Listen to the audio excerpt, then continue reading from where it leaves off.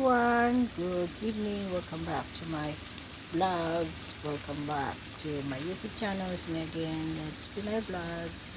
For today's vlog, I'm cooking bitter melon ampalaya for dinner.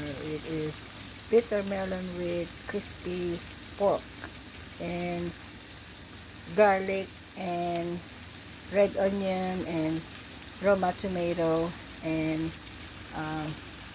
black pepper, stir fry with oil and fish sauce, and just like that, and crumbled egg right there, 2 eggs, and that's it everyone.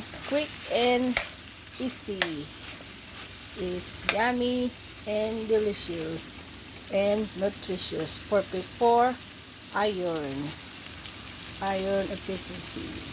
So perfect for iron. It is yummy. Amoy pa lang is ulam na. So let's go guys. What you guys waiting for? Let's atay the ampalayang ginisa sa kamatis with lechong kawali. So halina po kayo mga kapitbahay, kain na. Eating time. Done cooking, and then put the eggs, and that's it. Voila, right there. I like it like half cooked, so it's like crispy, like that. Crispy ampalaya. It's bitter melon. This is not really bitter, so it's yummy and nutritious, perfect for iron efficiency.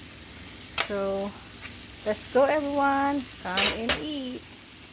It's quick and easy meal. It's Filipino style, Ilocano style. So it is from North Ilocano food. So let's eat. It's yummy and delicious. So let's enjoy everyone, and God bless. And put the egg, 2 scrambled egg, just like that.